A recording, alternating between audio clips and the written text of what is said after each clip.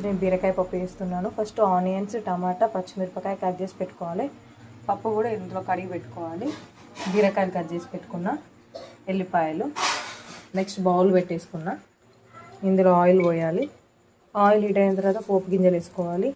Next ఎల్లిపాయ వేసుకోవాలి. Next పచ్చిమిరపకాయ వేసుకోవాలి. మిరపకాయలు వేగిన తర్వాత ఆనియన్స్ వేసుకోవాలి. ఆనియన్స్ వేగిన తర్వాత పసుపు వేసుకోవాలి. అవి వేగిన తర్వాత బీరకాయ వేసుకోవాలి. ఉప్పు తగినంత వేసుకోవాలి. నేనైతే ఒక స్పూన్ వేసుకున్నాను. బీరకాయ వేగిన తర్వాత కొంచెం పప్పు వేసుకోవాలి. పప్పు వేసుకున్న తర్వాత ఇలా కలుపుకోవాలి. ఒక 5 మినిట్స్ తర్వాత మళ్ళీ టమాటా వేసుకోవాలి. టమాటా వేసుకొని కలుపుకొని క్యాప్ మీద కొన్ని వాటర్ పోసుకోవాలి. కళ్యామాకు వేసుకోవాలి. మేము కళ్యామాకు అంటాం మా సైడ్, ఈ సైడ్ ఏమంటారో తెలియదు. కరివేపాకు అని కూడా అంటారు. ఇలా ఒక 5 మినిట్స్ ఉంచుకొని ఆఫ్ చేసుకొని అయిపోతుంది. అయిపోయింది.